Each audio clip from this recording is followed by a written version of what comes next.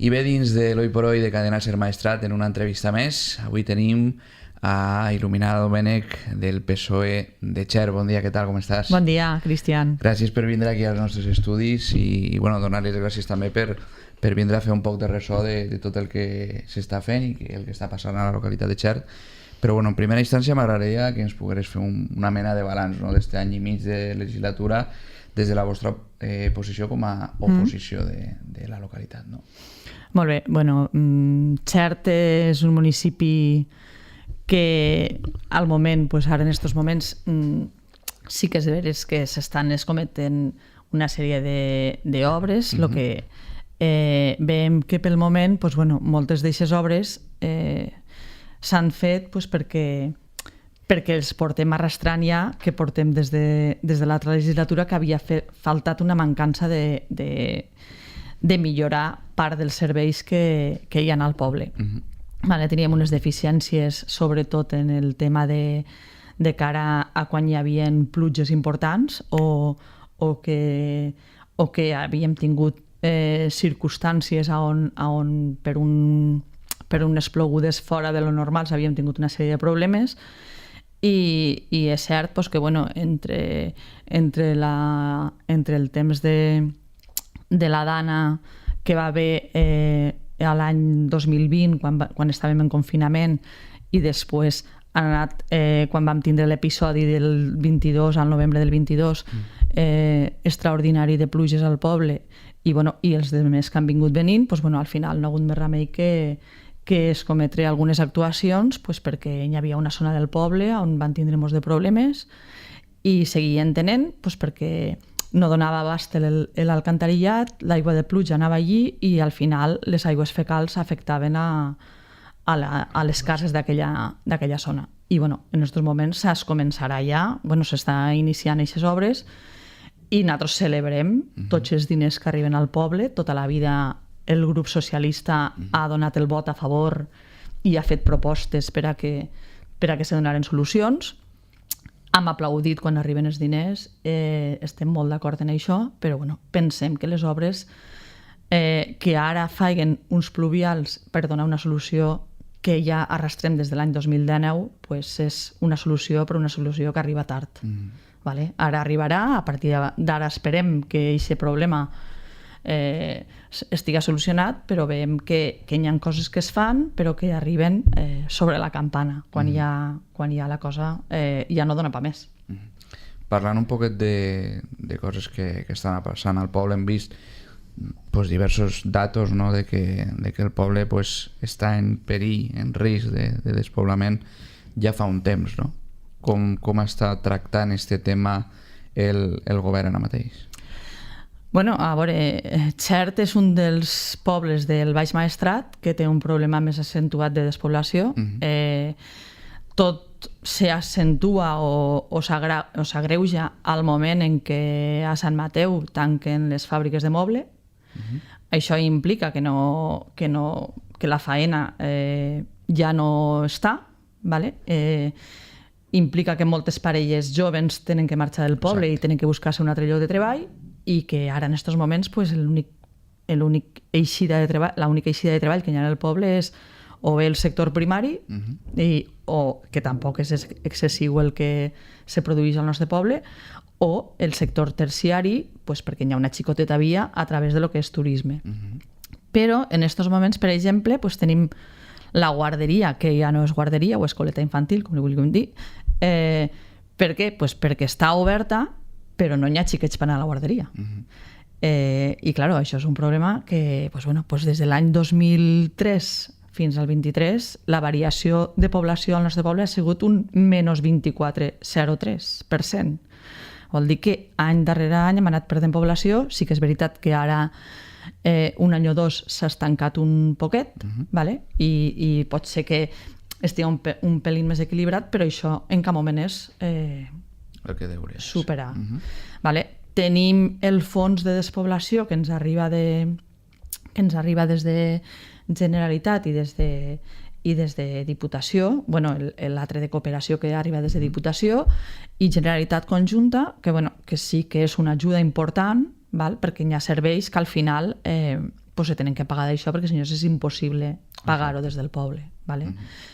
Jo penso que és molt important que els pobles de l'interior tinguin serveis, però n'hi ha que recalcar i n'hi ha que fer molta força perquè comarcalment siga més fort.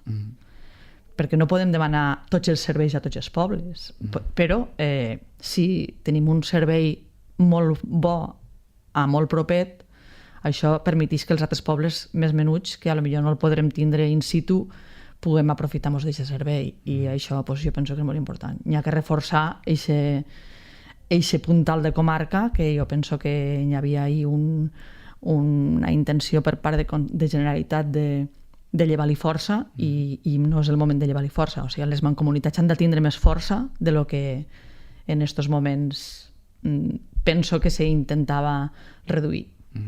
Referent als serveis que parles de la localitat, com estan els serveis socials i sobretot, jo sempre dic que un poble menut en molts de serveis és una ciutat pràcticament, perquè la gent quan va o decideix viure a un poble és perquè té bons serveis. Com estan els serveis a la localitat? Xert és un poble d'una qualitat de vida excepcional. Està ben situat, té una bona distribució al poble, de manera de, vull dir, carrers, localització. És un poble com quasi qualsevol poble d'ací de l'interior, a molt poqueta distància de la costa i ben comunicat i que té una qualitat de vida molt bona. Què passa? El que jo veig, hi ha moltes coses que s'està fent per a la gent major o per a tots, però a nivell de serveis socials afecta més a lo que és la gent major i què s'hauria de millorar des del meu punt de vista? Sí que s'està fent que tinguin una unitat de respir, que tinguin classes que s'estan potenciant perquè vagin a fer exercici, perquè tinguin una mobilitat més bona, perquè, sí que s'estan fent coses, ¿vale? Existeix el taxi rural, que per cert, ara ja fa 2 mesos que no té dotació econòmica, ¿vale? Vull dir, i aquestes coses són les que se tenen que millorar. No pot ser que un servei que s'està utilitzant perquè la gent major puga desplaçar-se, tots aquells que no tenen un vehicle puga desplaçar-se fora del poble i perquè te s'acaba el pressupost o has esgotat el pressupost d'aquesta partida que durant 2 mesos no tingues aquest servei, perquè això no és un servei. Això és una mancança enorme. I a part d'això, jo penso que sí que hi ha una tensió, com si diguem, d'oci i de seguiment de la gent major, però és d'aquesta gent major que sí que té una mobilitat autònoma per la seva part i pot assistir, o sigui, pot assistir a la llar de jubilats, pot assistir a actes socials, pot anar a fer exercici, pot anar a la unitat de respir, però hi ha una altra sèrie de gent que no té aquesta cobertura i és la gent que ja té un problema més important. Però no és cert, o sigui, és que aquest problema no està cobert en cap poble de l'interior. O sigui, els pobles de l'interior no tenim un centre de dia on poder aviar a la gent del poble. O sigui, necessitem tindre aquests punts, si no en el poble, a una distància coherent per a que puguen anar aquestes persones. O sigui, necessitem tindre una xarxa de servei que ens faciliti als pobles i jo sé que n'hi havia planificat i que això no sé si s'ha caigut o encara existeix, però n'hi ha que fer força perquè aquests serveis tornen a donar cobertura, ¿vale? Perquè ara en aquests moments la gent, mira, el que demana el menjar a casa té el menjar a casa, però hi ha gent que ni siquiera pot valer-se per organitzar-se en qui li porten el menjar a casa. O sigui, que te'l porten a casa vol dir que tu t'apanyes per poder menjar aquest menjar, però hi ha un altre pas on aquesta cobertura no existeix. Sí que és cert que nosaltres tenim una fundació que és la Fundació Mercedes Beltrán, de manera altruista, i aquesta persona, al muntar aquesta fundació tapa un pilar, o sigui, aquest pilar el que fa és que fa unes ajudes a domicili que en lloc de tindre les ajudes a domicili per part de la mancomunitat, nosaltres les fem o les canalitzem a través de la fundació.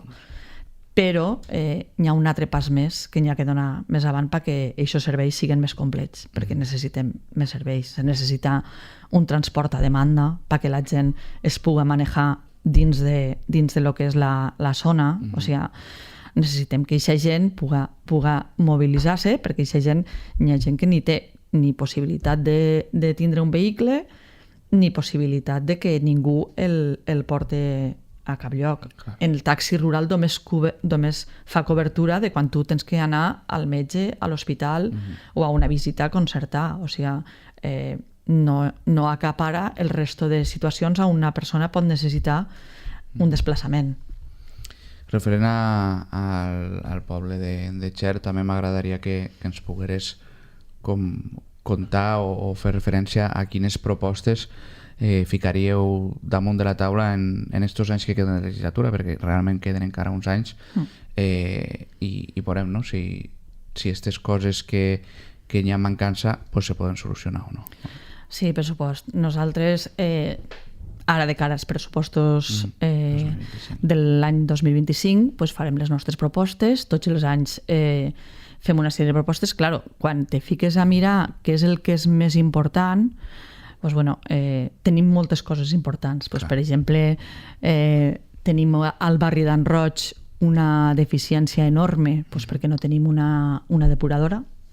Al barri d'en Roig en aquests moments hi ha una sèrie de negocis de nivell turístic i vivendes de gent que viu tot l'any, no són moltes perquè tot l'any viu poca gent, però en cap de setmana té una ocupació important, i el barri d'en Roig no té una xarxa de sanejament i de depuració de les aigües. O sigui, això n'hi ha que fer-ho, perquè si no ens quedarem fora de tot i n'hi ha que aprofitar pues, que en aquests moments s'estava fent un treball important en dotar els pobles que careixien d'això.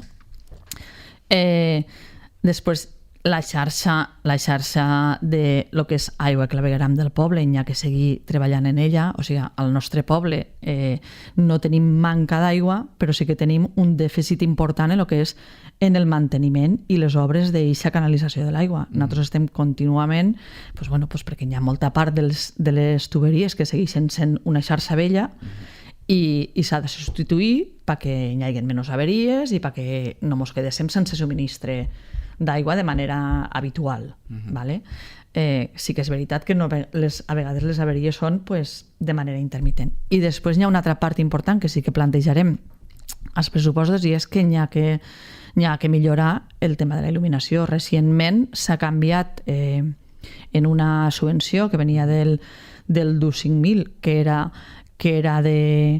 dels fons europeus i venia a través del Ministeri, per un valor de 208.000 euros. S'ha fet una obra molt important, però resulta que com la planificació no era bona, pues ara ens trobem que la meitat del poble està fosc. S'ha fet un projecte on únicament s'ha fet un projecte de substitució de luminàries, però no s'ha fet un estudi de la capacitat i de la necessitat que hi havia lumínica a cada carrer. Per tant, ara ens trobem que s'ha fet la substitució de luminàries, però les luminàries no són suficients perquè hi hagi perquè siga eficient. Serà eficient a nivell de despesa perquè gastarà menys, però lumínicament no és suficient la llum que dona. Tenim carrers que estan pràcticament en penumbra i clar, ara resulta que han canviat tot el poble per 208.000 euros, però ara haurem de fer una inversió. Pensem que s'ha de fer una inversió i a més és urgent perquè hi ha carrers que no pot ser que se quede en aquesta situació. I ara resulta que ens haurem de gastar molts més diners per a fer quan potser si s'hagués planificat fer primer mig poble i després l'altre mig, pues, potser s'hagués pogut fer d'una manera més correcta, pensem. Pues donar-li les gràcies per vindre aquí. Com sempre dic, tots teniu els micròfons oberts per a quan vulgueu vindre, i nosaltres esperem que aquestes propostes que ara any 2025 pues, puguen arribar a algun puesto. Moltes gràcies, Cristian. Esperem que sí. Moltes gràcies.